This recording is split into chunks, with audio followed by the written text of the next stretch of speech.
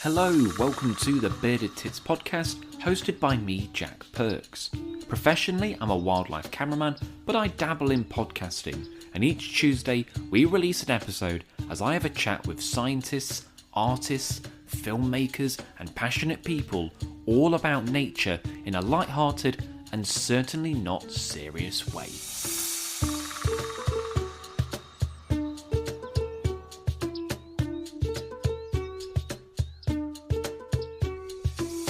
Hello and welcome to the Bearded Tits podcast. So this week I'm joined by Andrew Mccoll, and he is a professor at the University of Nottingham. We're going to be talking all things stickleback. So seeing as he's so close, I went to meet him in person. So I went to the University of Nottingham and we sat around the park lake there as we talked about sticklebacks, which is, something I don't need much encouragement. I love me a stickleback. They are just absolutely a beautiful, charismatic little fish.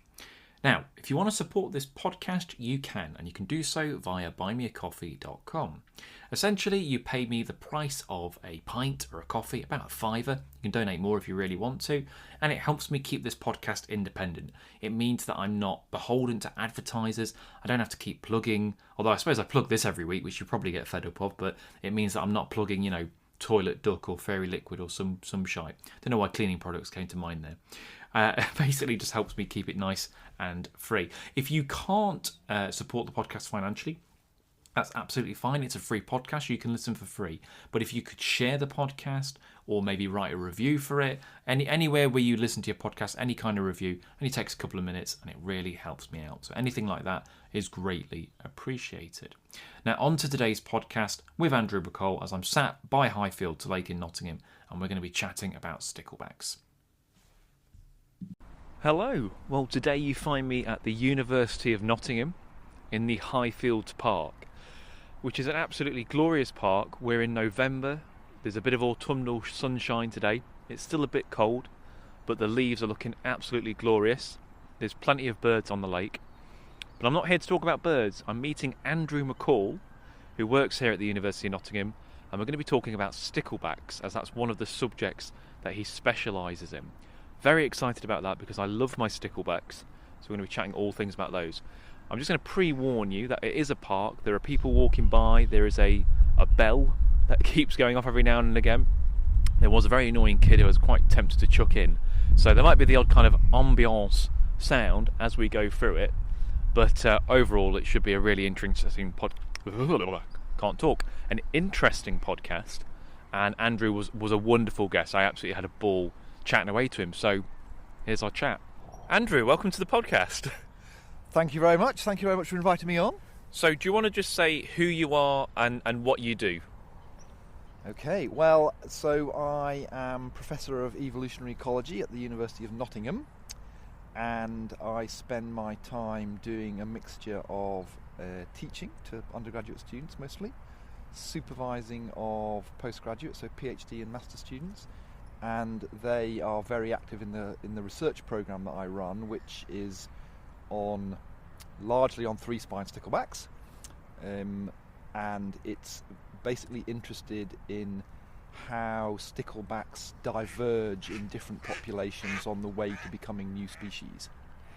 So why choose? Because obviously you say you're doing evolutionary biology, which you could choose, any animal. Why choose the stickleback to study that? Well, yeah, that's a really good question.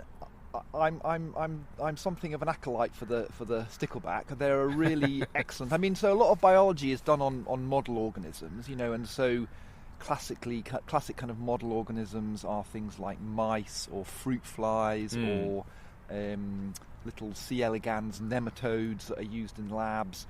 All of these things that are very, very well understood and very, very well studied in labs.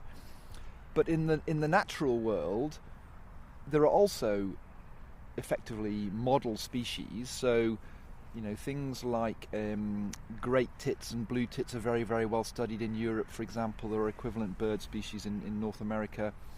But the stickleback is a really excellent kind of model species. So it's a species that's been studied by many people going back hundreds of years now, in fact, because it's very common across the northern hemisphere. It's very easy to find in freshwater lakes and streams, in coastal marine waters, from Japan to North America, across the Atlantic into And that's Russia. all the same species. It's all. So it's all. Or is that up for debate? Well, it's to some extent up for debate. So it's regarded as a species complex. So there's a Okay. lot of variation within the species. Yeah. And some of that variation was recognised, by some of the original evolutionary biologists. So going back to people like Cuvier in the 18th century, who was aware of the fact that stickleback. So stickleback, they're interesting because they don't have scales like most fish do.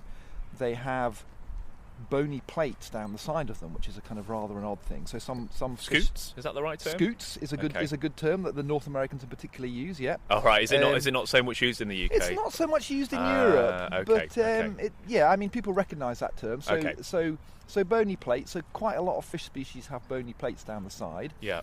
and stickleback are interesting because in some populations they have a complete row, so they're basically encased in this suit of, what is commonly regarded as bony armour, and Right. it is in many ways a bit like medieval armour in the sense that it's these hard plates, and it probably, at least in some populations, serves the purpose of armour, of protection against predators, especially things with kind of pointy teeth like pike, for example, or fish-eating birds like terns that dive in. Yes, yeah, And yeah, so yeah. where I do a lot of my research in Scotland, we catch some of the fish we catch are coming in from the sea to breed in coastal water in the spring.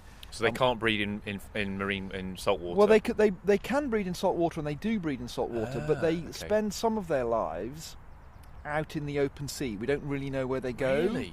So you've got pelagic sticklebacks? So the pelagic stickleback. I did not know that. That's a new one on me. That's common across the northern oceans. That's their original form, but then in many places across the northern hemisphere, they have colonised freshwater, and in some places coastal water. So you get populations that live all year round in lakes and rivers, in freshwater lakes and rivers, and then you get these populations which presumably seeded these freshwater populations, which come in to breed in coastal water in the spring or in freshwater, and when the juveniles are about 8 weeks old, they swim back out to sea and they disappear for some time, and So we don't sort of really know where they go. But similar to salmon, I guess. Then, if you're familiar so with it's that. quite similar to salmon. So Yeah. it's something. It's a pattern that's called anadromy. Yeah. Fish that spend most of their lives in the sea, but they breed in fresh water. So salmon is a close analogy, or sea trout. Heron making a racket. Yeah. Going to eat some sticklebacks, probably. Quite probably, yes, that's right. So that's incredible how diverse they are, because I remember seeing sticklebacks in Shetland and they were bright silver, and I was like, oh, I've never seen a stickleback so silver, because I'm used to these kind of grubby olive manky sticklebacks we have in Nottingham. Yeah. And these Shetland ones were pristine, and they were big as well. I don't know if the marine ones get bigger, but they were quite chunky on average. Was that in salt water, or It was in a rock pool. in yeah. a rock pool? Yeah. Yeah. So that's the big anadromous. That's the big migratory Okay. form. So they are, when they come in from the sea, it's a bit like salmon. They're quite silvery when they come in, but in fact, as those fish come into fresh water or into coastal lagoons, as they do in some places, they change to a kind of, the females change to a kind of greyish, greenish, more camouflaged coloration, and the males get the classic. So stickleback, one of the reasons that they attract attention is because the males in the springtime, when they're courting, they get these very brilliant colorations. In some populations, they get bright blue eyes, they get blue on the head and across the back, and then they get this very bright red throat. Gorgeous. And that's another of the things that varies a lot between populations. So in some populations, stickleback are almost like a brilliant tropical fish, and in others they remain quite dull. They're quite hardy as well, aren't they? Like, in terms of, like, if people, I mean, there's the classic jam jar, isn't, like, we all start as kids with a net and a jam jar, and they're quite, they'll live in quite I don't say polluted water, but if the water quality is not great, you'll often still find sticklebacks in there. Is that correct? Yes, they're very, very hardy. So in contrast to a lot of species of fish, even having some species of fish out of the water for a few seconds is going to be not very good for them. But so stickleback are much more tolerant of different kinds of water, salt water, fresh water, soft fresh water, hard fresh water. They're just very tough customers, actually. We've got the Tottle Brook running behind our backs here, which I know. I mean, sometimes I've seen like a milky colour. It's not the healthiest of rivers, and yet there's maybe Frithing's exaggerating a little bit, but there's a pretty good number of sticklebacks in there, right? There are. Yes, we occasionally catch stickleback in here, and they seem to do well. And so stickleback, most individuals probably live only for a single year, but in some populations you get bigger individuals, so maybe up to 3 inches long, which are 2 or even 3 years old, and we see those individuals in Tottle Brook from time to time. So they're not just managing in Tottle Brook. They seem to be doing pretty well, which is amazing. Well, yeah, I know. It just goes because I've never found anything else in there. I've only ever found sticklebacks. So I don't know if there are any other fish in there, but they seem to be doing all right.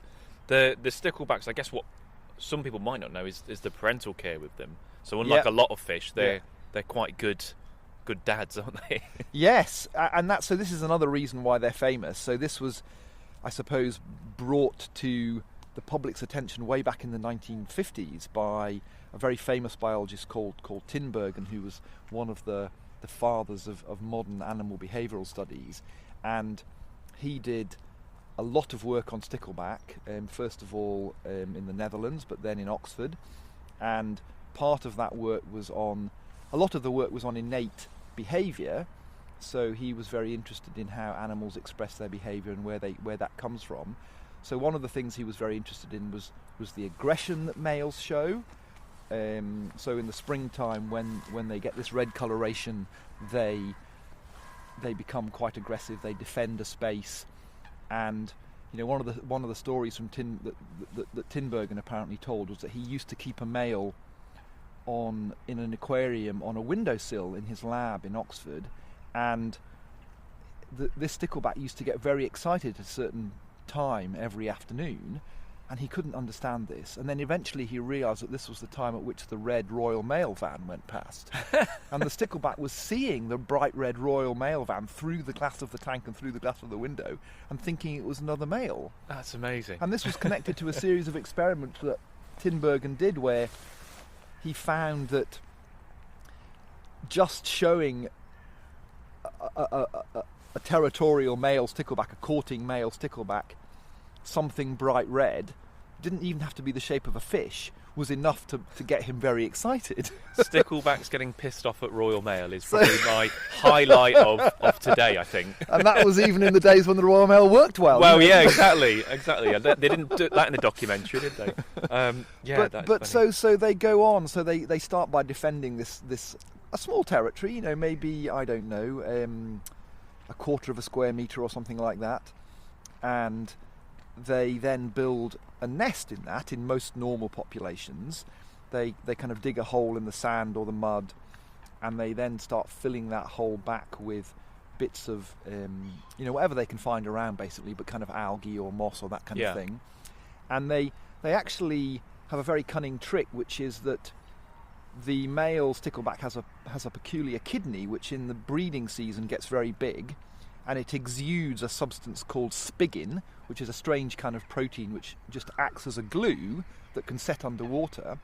And so the male stickleback, exudes this glue and uses it to stick together bits of the nest. Yeah. So you've got this kind of, what looks to the untrained eye, I suppose, just like a bit of a mess of weed on the bottom of the pond. It's only comes to a few square inches. But then he kind of wriggles a hole into it, and then you've got this hole, and once he's got the nest to his satisfaction, he will then start courting any passing gravid females. So that's females that are ready to lay eggs, and he will do a kind of characteristic zigzag dance and try and attract her towards the nest. He leads her towards the nest.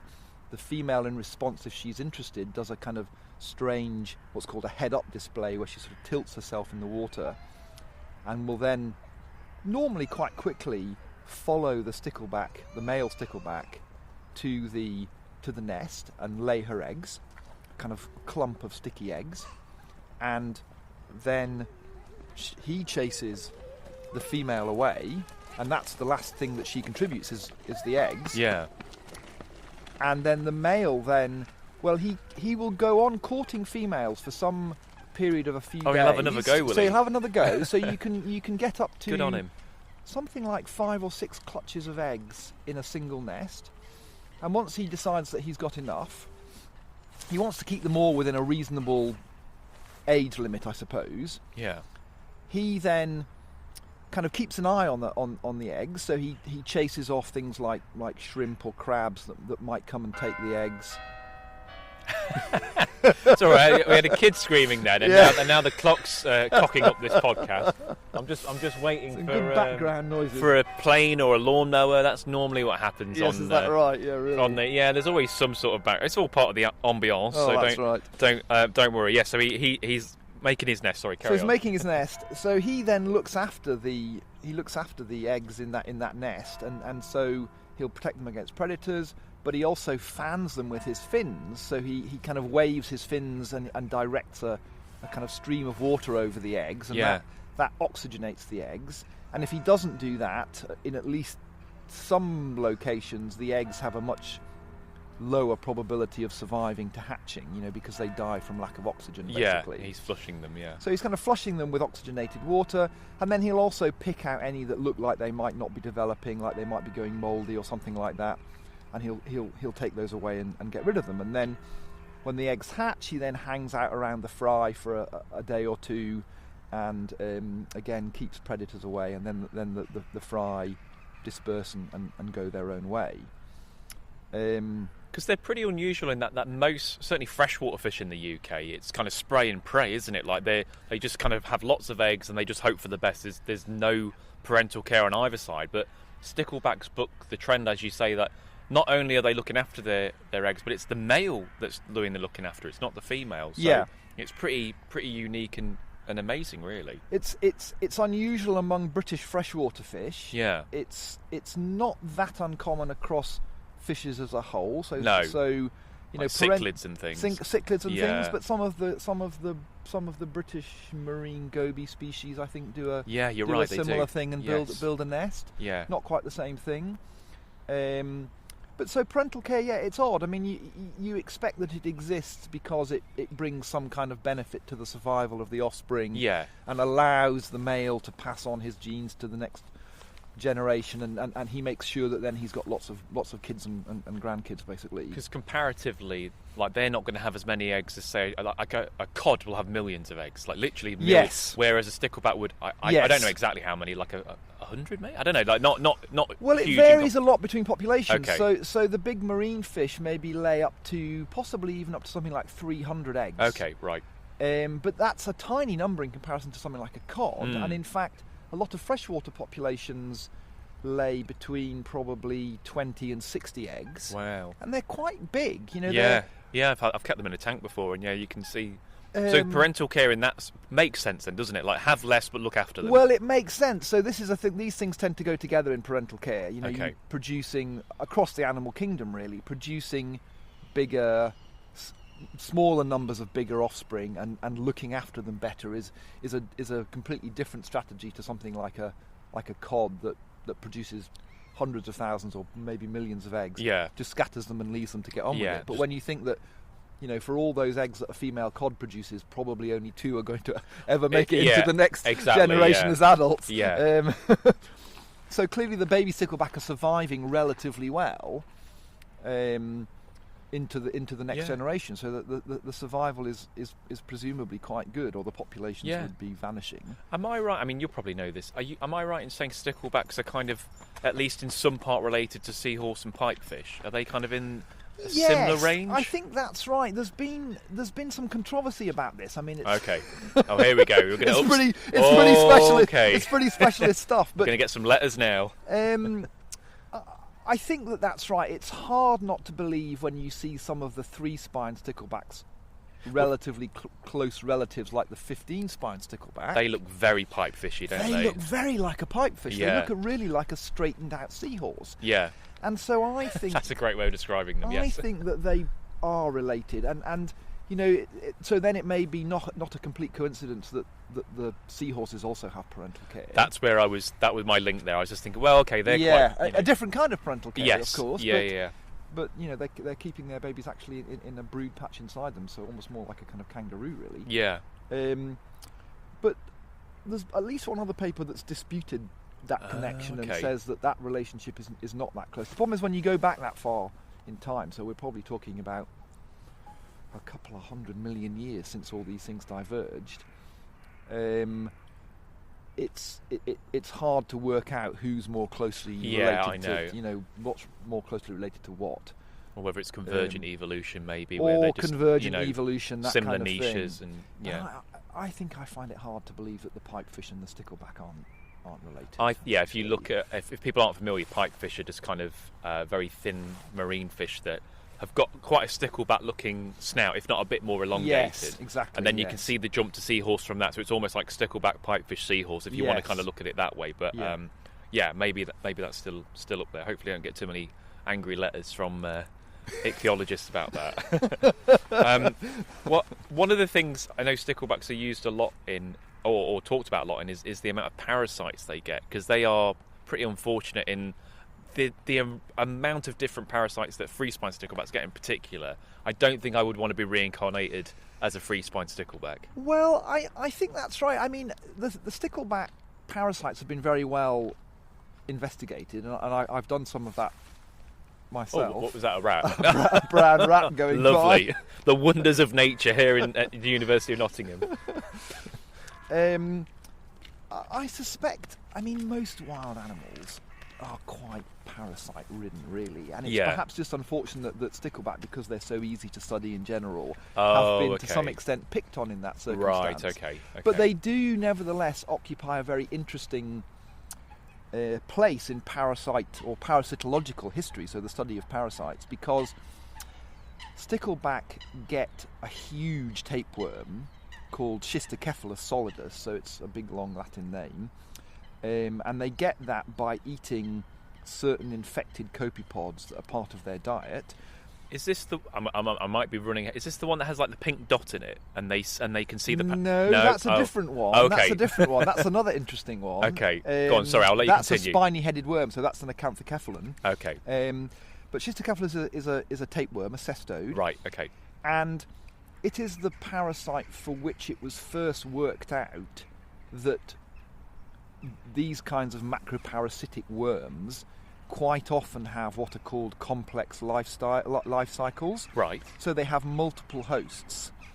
So the Schistocephalus was first known in stickleback as the adult, the nearly adult form, and it was worked on back in the 18th century by a German chap called Müller, and he worked out that the worm in the fish is then passed on to fish-eating birds, so things like herons or terns or anything really, fish-eating ducks, anything that will eat a stickleback, and it develops very rapidly in the gut of that bird host, produces a whole lot of eggs, and then can't withstand the immune system of the bird and probably dies quite quickly. But in the meantime, it's produced probably millions or even hundreds of millions of eggs, and these go out in the feces of the bird into the water, where they hatch into a little tiny thing called a coraxidia, which is then eaten by copepods,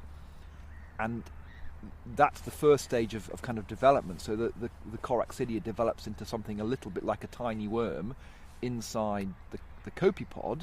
So a copepod is just a little tiny freshwater crustacean or saltwater crustacean, and those things are then eaten by the stickleback as part of their diet, and so the life cycle completes, and it's in the stickleback really that this little tiny thing, which is still microscopic at the stage it comes out of the copepod, then develops very rapidly into a worm that can actually be almost the same weight as the fish that it is developing within. So wow. I've always thought that it must have been some kind of inspiration for the alien in the movie Alien, Yes, because it sort of develops into this huge monster within the stickleback. Yeah. It never bursts out until it gets into the final host, which is the bird, but it's kind of grazing away probably on the liver, sort of eating the liver of the stickleback. It's pretty gruesome, isn't it? It is gruesome. So is that a death sentence for the stickleback? Once it's got that, it's. Well, the really interesting thing about this from a behavioural perspective is that the worm actually manipulates some of the behaviour of the stickleback, and it causes it to swim slowly close to the surface, so it becomes a much more easy target for fish-eating birds. That's terrifying. So it's actually manipulating the host Wow. to effectively sacrifice itself. That's mad. Am I right? I mean, we might be going on a tangent down parasites now. Isn't that similar? Isn't there a worm in cats that does the same thing? And if it gets in people, it can alter human behaviour. Well, so there's been a lot of work on something called Toxoplasma gondii. That's the one. So it's a microparasite, and there are various interesting facts, and I can't remember them exactly. No, okay. But it goes roughly along the lines of the incidence of Toxoplasma in the British population is, I think, somewhere around 10%, and you get It's higher than you think, isn't it? you get it from eating undercooked meat, basically, Okay. beef and that kind of thing. Yeah. So it tends to be. It's actually not that common in Britain compared to some other countries, but among road accident victims, it's apparently at something like 50%. And so there's been this idea that it's associated with risk taking. That's it. And yeah. in fact, that links to the rat, because actually, it's thought, again, it's been said that in rats. So sometimes you see rats running around in the daytime, looking really, almost as if there's something not quite right with them, and it's been suggested that is caused by Toxoplasma gondii, so that they are. Because it wants to get into a cat. It wants to get into. Well, it probably Or- wants or- to get or- into a wolf or right, something. okay, But, like a you know, big predator, some traditionally, sort of but a big predator. predator. But a Yeah. cat's fine. Okay, yeah. A human is a kind of a dead end host for it. Oh, I see. But, That's terrifying that a microscopic invertebrate can alter the chemistry in the brain of a vertebrate. Yeah, albeit a stickleback in this case. I but, think you know. the case for Toxoplasma is somewhat hazy. Okay. It's a series of associations rather than any Okay. definite evidence, as far as I'm aware. But that case has certainly been made by people, and that form of manipulation, of course, of hosts by parasites is. I mean, there's been a lot of talk this year because there's been this series on Netflix, hasn't there, in the last couple of years, and various fungi that infect things like cordyceps. ants, the cordyceps, Yes, exactly, yeah. that cause their host to kind of climb up and to a place where the spores will spread easily. You know. So if someone's thinking about eating sticklebacks, make sure you cook them well, is what we're saying. Well, it's interesting, yeah. I mean, so yeah, people don't eat stickleback now, but there is a book from the early 19th century about, I think it's a history of British fishes, or the natural history of British fishes or something, and it relates various anecdotes about stickleback. So one of those is that they were eaten in times gone by. Really? Yeah, they make apparently a good and nutritious fish soup. I believe that's more or less Okay. a direct Stickleback quotation. soup. So stickleback soup. But also in that book is this fascinating thing that they were used, at least into the late 18th century, as fertiliser. Oh, So okay. they Because they're so occurred- abundant. They occurred in Okay. such colossal numbers in places like East Anglia and Lincolnshire, but also in the Baltic states, so Lithuania and Estonia. They occurred in such huge numbers that they were kind of caught out of lakes and rivers. Like this would be the migratory ones coming in from the sea, probably. Yeah. And they were dried and spread on the land as fertiliser, and they were sold for the same price as pigeon poo, which was also sold and used Yeah. as fertiliser.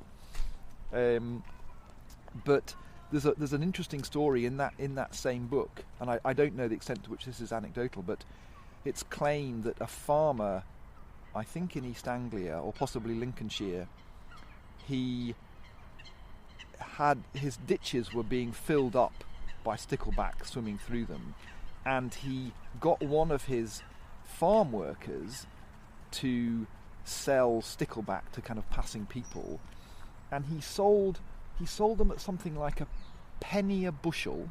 Now, a bushel is like quite a big kind of basket, basically. Yeah. And he made something like 3 guineas in a week or something. Right. And when Okay. I worked it out, it was he seemed to have sold several tons of stickleback in a week. I suspect there might have been a little bit of flavouring on that, but probably some an origin of truth, I would think. Yeah, I don't know if you've read. There's a very interesting book by a professor at the University of York, Callum McClain, is it? The Unnatural History of the Sea. I know. I've not read it, but I know the book. Yes. So he at the beginning of that, it's about the decline of fish species, or actually the marine system more generally. Yeah. But he says at the beginning of that book that if you read a single account talking about, for example, people sailing to the New World in the 19th century, emigrating from Europe, and there are accounts where people say they sailed through schools of whales for several days at a time. Yes, yeah. And he says if you read one account, you think, well, that's nonsense. But by the time you've read the 15th account, independent account, that says almost the same thing, There's got to be, there's got to be some truth to it. Yeah, I get that. And the abundance of fishes in the marine system in the past was phenomenal. You know, the way in which we have kind of scraped fish out of the sea with modern fishing methods is quite frightening. It's shifting baseline syndrome as well, isn't it? You're like, it's shifting baseline. You know, like, yes, oh, absolutely. there's lots of mackerel because I saw 5, and you're like, well, yeah, but 50 years ago there'd have been 100, and yeah, 200 years ago there'd have been thousands or whatever. So yes, absolutely, yeah. It does. And they've got fewer in number and smaller in size for most marine fish species. I did accidentally eat a stickleback in amongst some whitebait in a restaurant. Really? In Sussex, because I was eating the whitebait, and then one of them was really crunchy, and I thought, this is a bit odd. And I pulled it out, and I recognised the head. I thought, oh god! So obviously, whoever caught those whitebait, there must have been a stray stickleback in there. Well, you wouldn't really want to be eating them, just because as well as these bony plates on the outside, they have quite a fearsome array of spines. I found out that's why they were crunchy. The reason it's called the 3-spined stickleback is because it has this array of, or in many populations, this array of 3 spines on its back, but then it's got also 2 big spines sticking out of its pelvis as well. Yeah, so I know, the bottom of the fish. What amazes me is how it doesn't really put things off eating them. I've seen perch go for them, pike, but they're a little bit more careful, but they still eat them. Well, they're careful how they eat them, yes. Yeah. And it's interesting, I think that probably, the story I started telling at the beginning of this conversation is that on Uist we see, when we catch fish migrating in from the sea, in some locations quite a high proportion of them, probably 10%, have beak marks on their tails, so you can see that they've been handled by probably, we think, Arctic or common terns. Okay. So they've been grabbed out of the water, and then the bird has presumably tried to handle the fish in flight, but perhaps because of the plates and or the spines, it finds it hard to swallow it, and in the course of flying along with it, drops it. Okay. Yeah, that makes sense. So you see these kinds of, you see beak marks on both sides of the body. In some cases, several kind of bites, and the fish still seems to be fine. So it's being protected by the plates. But so obviously the armour is to some extent allowing them to escape. And you can't always go by the number of spines either. Like, I know that's a little bit of a misdemeanour, isn't it? Because 3 spines don't always have 3 spines, do they? They don't, and that's part of the reason. So the place I do most of my research is up on North Uist in the Scottish Western Isles, so what you might call the Outer Hebrides, and that's a very interesting place because there's a lot of lochs, a lot of lakes out there, and they vary very greatly naturally in the kind of water chemistry. So some of them are hard, and some of them are soft, and some of them are salt, and some of them are fresh, but that's one of very few places in the world actually, where you get 3-spined stickleback that have lost virtually all of their bony armour. So in some populations they have 1 spine on their back, no spine on their tummy. In some populations they have none of these plates. They're a much smaller fish, and we think that is because they're living in rather difficult acidic water conditions where food is hard to come by, and just the cost of making all that armour is more than they can manage. Right, because I was going to say you wouldn't think there'd be an advantage to not being protected, but I guess it's just the cost, the biological cost of. Well, there's probably less predation. So there are brown trout in those lochs, but they're also quite small. So it may be that the predation on the adults by bigger trout or birds or other fishes is less common in those populations. But I think it's probably just because it's kind of too expensive to grow that stuff, and so they've actually evolved. It's not, if you bring those fish into the aquarium, as eggs, and you grow them up in the aquarium, they grow up having no plates and no spines, and they're tiny little slippery things that look almost more like a 10-spine stickleback or a 9-spine stickleback in terms of kind of shape. Wow, okay. And in the wild, they probably don't reach much more than about 25-30 millimetres, so just about an inch or slightly more than an inch. Yeah, they're minute then, aren't they? So they're very, very small. Some of the smallest freshwater fish in Europe, probably. Yeah, because I think, isn't it? I think on paper the nine-spine stickleback. So there is another species we get in the UK called the 9 or the 10. I tend to say 9. I think some people say 10. There's no right or wrong, is there? Again, I think traditionally in Britain they've been called 10-spine stickleback. So Pungitius. But the Americans call them 9-spine, and that has kind of taken over. So I think it's That's an the second Americanism I've done, isn't it? This is terrible. I need to stop that. I need to get the Union Jack flying over my house. But it is more common now to call them 9-spine. Okay. So but they're generally smaller, aren't they? They're generally smaller. Yeah. They occur in similar places. Yeah. You've got them here, You've got 9 spines on site. Are they here as well? Yeah, they are in the Stepping Stone Pond. It's got quite a good number of them. Oh, has it? Yeah. I don't think I knew that. Yeah, they're in there when we do the pond. Catch them in Tottle Brook. It's a long time since I tried to catch. Yeah, well, if you're out again, definitely go to the Stepping Stones, because when we used to come out with the students, we'd always get a couple. They were definitely 9 spines. So yeah, it's worth a look. Yeah. But yeah, because they go jet black, don't they, in the breeding season? I mean, they're very pretty. Well, they're very strange. So the males get rather than a red throat, they get a black throat, and then they also have spines on their tummy, and the spines go this. Well, at least on Uist, they go this quite bright white. Yes. So you get this contrast between a white spine on a black body, and it looks quite showy. Yeah, I mean, you'd easily dismiss them, but they are really, really pretty, albeit just very small. And then the other. It's called a stickleback. I don't know if it is it's the 15-spine stickleback. It is a stickleback. It is a stickleback. Okay, and they're the biggest one, aren't they? And they're the biggest one. So they're a marine species. So we catch them occasionally up on North Uist. They get up to, about 15 centimetres maybe? Oh, a monster. And you need a landing net for that. It's a beautiful thing. And again, like I say, it looks like a pipefish. It looks like a straightened out seahorse, really. Yeah. And yeah, they're a big, beautiful, quite unusual. Do they have parental care as well? Do you know, or not your area so much? 9-spine stickleback have parental care. Yeah. I don't know off the top of my head about 15-spine. I've got a feeling they do. I would think they would. I'll fact check that, and I'll put it at the end, because I know some of you will be so disappointed to not know that. So I will find that out. Before we go, I'll just mention a couple more things. Do you know any of the local names? Because I was looking online, and I think Stickleback's got the highest number of localised names of fish in the UK. I'm putting you on the spot now. I couldn't think of an. Where's home for you? Are you from Nottingham originally? Or? No, I'm not. No, I'm from all over. I was actually born in Glasgow, and I kind of wandered the world as a kid. I suppose your surname would give it a clue, but I know I couldn't think of. I mean, I suppose we call them tiddlers to a degree, but that's kind of any little fish in knots. But I know I was looking into it. And it's like prickleback and all kinds of weird localised names for there is the a good stickleback. one. There's a few out there. Again.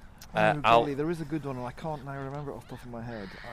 I did used to use it for a while because I thought it was quite fun. Yeah, there's some good ones. Well, if not, I'll find some out and add that at the end as well. It is interesting because almost all the European languages have a name for the stickleback, so they're clearly quite widely recognised. Yeah. And it's funny that Of course, because they're common in ponds and things. It's amazing how often when you meet people and they ask you what you do and you say, well, I study stickleback, and first of all they give you a bit of an odd look, and then they say, oh, I used to catch those as a kid, and I just say, well, I never grew up. Yeah.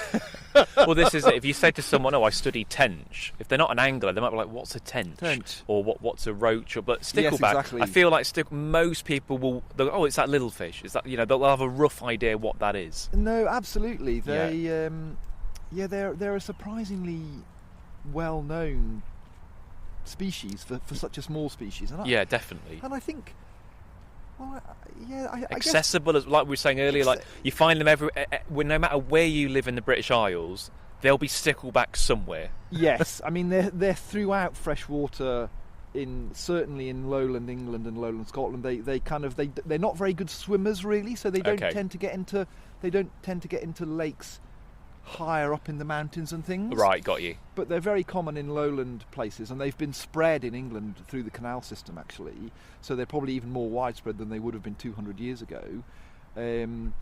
But in Scotland, you get them sort of more coastally. They tend to be less common, like you wouldn't get them in places in the Cairngorms, for example, unless they've been introduced. No, they just don't swim that well, so they're not like trout in that regard. No, that get almost everywhere. No. And they're in salt water, around the whole coast of the UK, and probably in the past were our most abundant fish. Yeah, wouldn't shock me, because they go, I suppose, go under recorded a little bit as well. They go under recorded, yeah. So they're not recorded in the standard marine fish surveys, which I find a bit disappointing in this country. Yeah. I guess they're just thrown out as.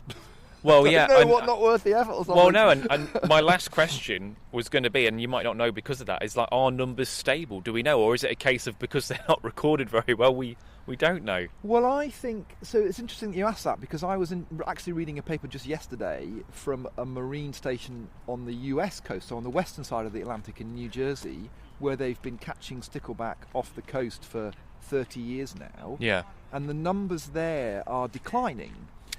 And that's at the kind of southern edge of the range. So stickleback occur, in the Atlantic from about southern Spain and Portugal right up to the north of Norway. But populations in southern Portugal and Spain have been going extinct, probably at least partly as a result of climate change. They don't like it too warm. They don't like it too warm. Okay. They occur in hot springs in Iceland, and they occur in some coastal lagoons in Mexico that get to 32 degrees. But if you took a standard stickleback and exposed it to 32 degrees, it would die. Okay, so some are specialised, but the majority wouldn't. Some of them have adapted to those high temperatures. But the interesting thing is that now they're starting to turn up in places like Svalbard, so right up in the Arctic. Wow. So where there's only previously been, the only freshwater fish that was known in Svalbard until quite recently was the Arctic char. Yeah. And then about 15, 20 years ago now, people catching char started finding stickleback up there, so that's right up in the Arctic. They're colonising. So they're colonising, and so they're a species that's very, very good at colonising from the sea into coastal, fresh water, so lakes and rivers close to the sea. Because anecdotally, if you talk to anglers or just people who used to pond it, they'll be like, I used to catch loads of sticklebacks when I was a kid. Yeah. And I'm always like, but when was the last time you went ponding? They're still here. Yeah. I would, be reasonably confident I could find sticklebacks. It's just most people aren't mad enough to do it when they get a bit. I'm sort of degrading your entire life's work now by saying most people aren't mad enough to to look for sticklebacks as they get older. But it's a specialised activity. Yes, yeah, no, definitely. But yeah, I think they're still about. My other claim to fame, which you might be interested. I can't remember if I told you this already, but I was the witness for the British record 3-spine stickleback. Yes, which I feel is probably not a record, but anyway. Oh. How big was it? I think it was 8 drams, I think. 8 drams. I think I need to go, because we get them on Uist up to about 85 millimeters and about 5 or 6 grams. Wow. I mean, I've got no doubt that was caught by angling, right? It was caught by. This is it. Yeah. So that's caught by angling. The chap who caught it. He got it in a pond that was full of bloodworm beds, so they were quite well fed, and it was a spawned out female. So I did say to him, the females get biggest. I was like, if you caught that, a few days ago when she was full of eggs, she was probably twice the size. So he's well aware that there are there are bigger Yeah, ones right. out there. You know, Oh, I don't yeah, know. I don't know if that really. keeps them up at night or not. But Well, there's a record from the North Sea from the 1970s for one that was caught in a trawl net that was 10 centimetres long. So that's the verified, big- that's, is it really? That's verified, yeah. And 10 there's- centimetres. I've That's caught a ones in beast. Canada that were 93 millimetres long. Oh, so not far off that then, really. So not yeah. that far off. So that was a Wow. freshwater stickleback. That's an So absolute that would monster. probably be a 3 or 4 year old fish. Yeah. And that's very, very rare because they just don't normally survive. Okay, so you're looking for a freak. If anyone is inspired to beat the British record stickleback, you need a freak of nature that's 3 or 4 years old, Exactly. and maybe go to the North Sea or Canada. Who knows? Well, the saltwater fish are generally bigger than the Okay. freshwater ones. That's the thing. So they don't normally go that big in freshwater, except in very good conditions. So Yeah. if there's bloodworm around, you know, They were that's one gorging. of their Yeah, favourite yeah. foods, and they'll grow well in those kinds of conditions. But- It is, yeah, bong. I mean, they are such lovely fish. Like, I have got such fond memories as a kid catching them and watching them. I've kept them in tanks over the years. Yeah. They are just Yeah. a fish that never fails to bring a smile to your face. So Yeah, they've got personality, I think. they That's what I'd definitely say. have. Yeah, no, they're feisty, and I think you have to appreciate for such a little fish. Yeah. You have to kind of appreciate that. So, look, Andrew, it's been absolutely fabulous talking shop and talking about sticklebacks. If people want to find out like the kind of research that you're doing about sticklebacks, if they're kind of infused to go down this rabbit hole, where could they go to find out a bit more about it? Well, I guess they could look at my website, which is probably a bit out of date at the moment, to be quite honest. But there's quite a lot of work that goes on. A lot of the research that goes on stickleback is actually North American, so Canadian, US labs working Okay. on it. There's 2 or 3 groups in the UK, so there's me in Nottingham, there's people in Glasgow, other people elsewhere sort of dabble a bit in them, St Andrews. Yeah. And then there's groups in continental Europe that do quite a lot of work on them. There's plenty of further reading. So there's anyway. there's plenty further reading. There's Yeah. a couple of big books about them actually, but I don't think any of them are in print now. No, okay. But you might find some of the chapters on the web internet. somewhere. Yeah, I think. okay. I think some of it's now been made kind of open access actually. Yeah, no, makes sense. Well, look, it's been an absolute pleasure. Well, thank you And, very much indeed. It's been a pleasure. Yeah. Great. My left hand is frozen because I've been holding it up for the last hour. But I'll go and warm it up. Right, look. Cheers, buddy. Yeah. Thank you. Thank you very much indeed. That was Andrew Mccoll. He was actually really interesting. I shouldn't say that like I'm surprised, but I actually genuinely really enjoyed chatting to him. He had some really interesting facts. And yeah, I don't need much encouragement to talk fish with someone on a park bench. So yeah, that was really good fun. If you have enjoyed the podcast, check out the links in the descriptions. As I say, if you want to donate via buymeacoffee.com, or if you want to look at the book that I've got coming out soon, which is A Field Guide to British Fish, then you can see all those links in the description. Hopefully you enjoyed this episode. This has been the Bearded Tits Podcast. I've been your host, Jack Perks, and I'll see you next Tuesday. Cheers.